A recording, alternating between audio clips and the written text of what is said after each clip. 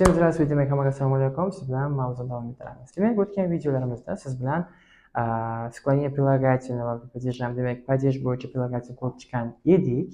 Endi bugungi mavzuyimiz siz bilan o'sha склонение прилагательныйni ikkinchi mavzu ko'rib chiqar ekanmiz. Demak, diqqat bilan eshitasiz. Склонение aniqroq qilib aytadigan bo'lsak, притяжательных прилагательных. Demak, o'tgan darsdagi video sizda относительный bilan качественныйga tegishli edi. Endi bugun siz bilan ko'rib chiqadigan mavzuyimiz bu притяжательныйga ishlar ekanmiz, ya'ni egalik sifatlari. Demak, diqqat bilan eshitamiz. Bizda juda yaxshi bilasiz, egalik sifatlari ikkiga mana bu mavzu deyman. Mana bu mavzuda biz прилагательныйda притяжательный прилагательныйni ikkiga bo'lib olamiz. Demak, birinchisi va ikkinchisi. Birinchisi va ikkinchisi demak qarang, qanday ishlar ekanmiz. Birinchi turdagi прилагательныйlar, ya'ni притяжательный прилагательlar, ya'ni bular tarkibida i suffiksi bor bo'lganlarni olamiz. I suffiksi bor bo'lganlar va ikkinchi holat demak tarkibida in, un, of va yev va albatta tabiiy ravishda nin qo'shamiz. Demak, tarkibida in, un, of, yev, nin suffiksi bor bo'lgan притяжательlar bular ikkinchi gruppa. Tarkibida i suffiksi bor bo'lganlar esa bular birinchi gruppa. Birinchi turda keling, albatta rod yasashni o'rganib olamiz. Agar sizda прилагательный oxiri i bilan tugallangan bo'lsa, женский rod yasashda мягкий знак я, средний rod yasashda мягкий знак е va множественное число yasashda мягкий знак i dan foydalanasiz. Va окончание qilib mana shu qism olasiz. Bu yerda esa demak in, un, of, yev, nin bo'ladigan bo'lsa, женский rod yasashda ani qo'shasiz, средний rodda oni qo'shasiz va множественное числоda uni qo'shib o'tamiz.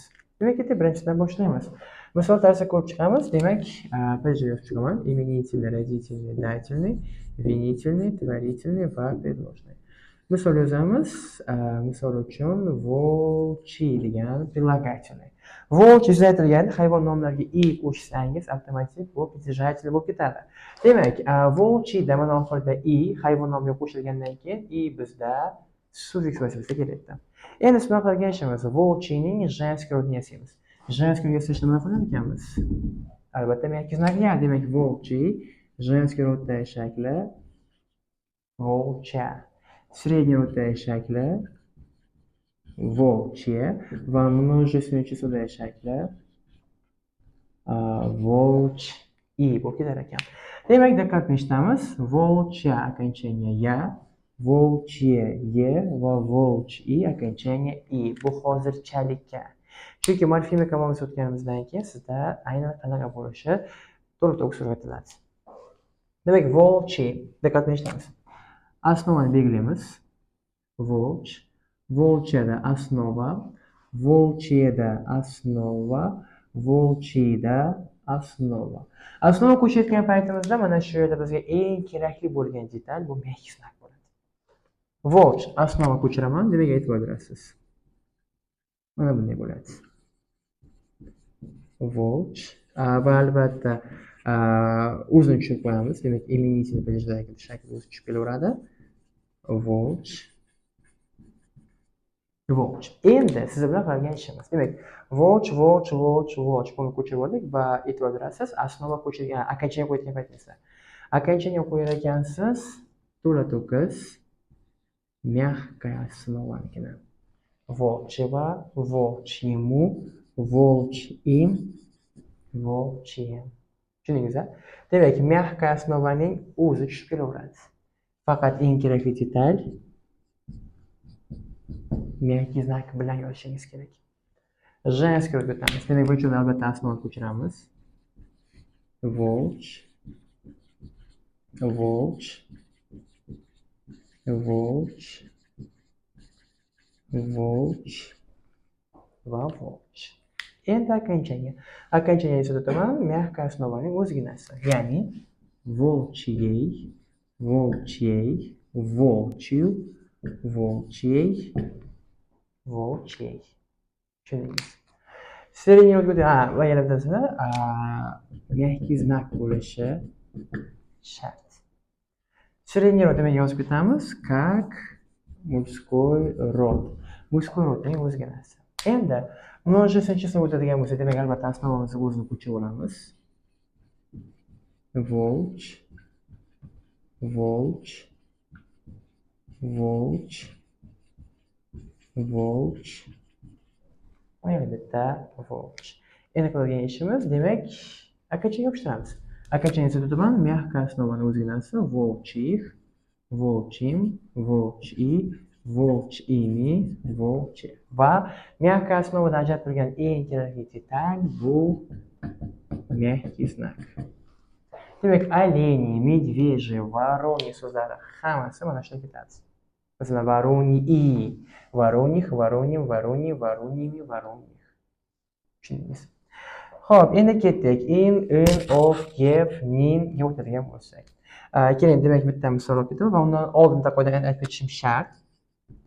Именительный, родительный, дательный, винительный, творительный va предложный. Undan oldin bitta qoida aytib ketishimiz shart. Demak, sizda ikkita savol beriladi, ya'ni прилагательный,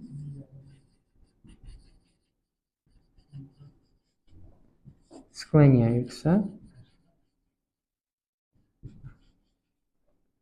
как существительные. Demak, savol nimada? Diqqat bilan eshitasiz. Существительныйga o'xshab o'zgaradigan прилагательный toping deb diqqat bilan eshitasiz. Ya'ni otga o'xshab, существительныйga o'xshab sklonение qiladigan, ya'ni падежib turlanadigan sifatni top desa, siz ikkala quloq o'zini eshitib oling. Demak, otga o'xshab turlanadigan sifatlar, bular tarkibida in, of, yef, nin suffiksi bor bo'lgan sifatlar otga o'xshab turilar ekan. Bitta misol uchun e'tibor berasiz. Papin degan bo'lsam. Papin, demak, diqqat bilan eshitasiz. Mana shu turishi hozir женский rodda, мужской rodda. Papin. Faqat diqqat bilan eshitasiz. Mana shunda ko'pchilik abituriyentlar qilgan xatosi. Papin papadan yasalgan-ku, shuning uchun женский, мужской rodda deb ishlamaysiz. Papin. Masalan, mana shu papinni женский yasasangiz bo'ladi. женский deb o'qishingiz kerak ekan. Demak, e'tibor berasiz. Papin женский rodda shakli papina bo'ladi. Misol uchun aytmoqchisiz, dadamning mashinasi. Tushundingizmi? Mashina qaysi rodda? Женский. Shuning uchun dadamning degan shaklda qaysi rodda yozasiz? Женский. Aytar ekansiz, papina mashina. Tushundingizmi? Demoqchi bo'lgan juda ko'pchilikda shu xatolik bor, ya'ni qanday? Erkak shaxsdan yasalgan-ku, shuning uchun мужской rodda deb ishlaydi. Masalan, qarang. Mamin, mamina. Tushundingizmi? Demak, e'tibor berasiz. Mamin deganda siz uni женский deb aytasizmi? Yo'q. To'g'ri, ona so'zdan yasalgan, lekin hozirgi mavzuimiz bizda прилагательный. Tushundingizmi? Hozirgi mavzuimiz demak bizda прилагательный. Shuning uchun biz mamin so'zini ayol kishidan yasalgan, shuning uchun женский deb aytmaymiz. Mamin nurli окончание мужской род. Masalan, aytmoqchisiz, onamning telefoni. Telefon mamin. Mamin telefon. Agar onamning sumkasi bo'lsa, sumka qaysi rodda? Женский. Shuning uchun onamning sumkasi deb yozasiz. Женский aytar ekansiz. Mamina sumka. Mamin telefon мужской rodda. Mamina sumka женский rodda. Biz aytaman, papin kompyuter. Papina komnata. Tushundingizmi? Farq qani? Demak, ayol kishi yasagan ekan, shuning uchun женский. Erkak kishi yasagan, shuning uchun мужской demaymiz. Окончание нулевой bo'ladi, demak bu мужской rodda. Окончание a, demak papina hozir женский rodda. Endi средний rodga yasaydigan bo'lsak, papino, agar множественный число yasaydigan bo'lsak, papины. Demak, yana qiladigan ishimiz окончание va основа. Окончание va основа. Окончанияmiz a, основamiz papin. Demak, tabiiy ravishda birinchi o'rnab qilgan ishimiz основani ko'chirib olishimiz kerak ekan. Demak, основani ko'chirib olamiz. Papin Papin va John Lee Joneses deb ishlamaymizda muskulatdagi shaklni o'zgartirib qo'yamiz, ya'ni papindagi shakl. Keyin ketadi papin va yana bitta papin. Endi qarang, окончание qo'yib chiqadigan turlaymiz. Siz turlab ketar ekansiz. Papin. Bir narsangizni eslatib ketaman. Sizda hozirgina aytildi, существительныйga o'xshab o'zgaradi deb aytilgan edi. Hozir misol qilasiz. Papinovал, papinому, papinim, papinom. Demak, e'tibor berasiz. Ovu, omu, im, om. Bu прилагательное окончанияsi. Papinova desangiz ham bo'ladi. Papina desangiz ham bo'ladi. Papinomu desak ham bo'ladi. Papino desak ham bo'ladi. Demak, e'tibor berasiz, sizda agar esda bo'lsa, brat degan so'z bor, aka. Siz turlaymiz. Brat, brata, bratu. Tushundingizmi? Brata окончанияsi bu существительники. Bratу окончание u bu существительники, lekin ovo, omu bu sizda прилагательный. Tushundingizmi? Demak, biz aytsak bo'lar ekan, papina desak ham bo'ladi, papinova desak ham bo'ladi, papinomu desak ham bo'ladi, papino desak ham bo'ladi. Tushundingiz? Demak, burada hech qanday farq yo'q. Siz aytib olishingiz kerak ekan, farqi nima desa aytasiz. Bu прилагательный окончанияsi, bu esa существительный окончанияsi. Sizdagi vazifa, demak, eslab qolishingiz kerak, sifatga o'xshab turadigan otni top desa, mana shularni topishingiz kerak. Demak, of, yev, in sufiksi bor bo'lgan прилагательlar bizda существительныйga o'xshab o'zgargan va aynan qaysi падежda desa aytar ekansiz, родительный падеж va дательный падеж. Qaysi rodda? Faqatgina мужской rod va средний rodda. Demak, diqqat qilishingizga eslatib o'taman. Мужской rod va средний roddagi shakllarda, родительный va дательный падежlarda существительный окончание sodir ekan. Tushundingizmi? Endi keling, sizda женский rodga o'tamiz. Женский rodda demak, diqqat qilishingizga yana o'sha основа ko'chiramiz. Papin, papin, papin, papin, papin. Albatta, endi bu yerda tвердая основа ketadi, ya'ni qanday? Papiной, papiной, papinu, papiной, papiной. Вы знаете, я пришел на папиной машине. Papiной. Tushundingiz, a?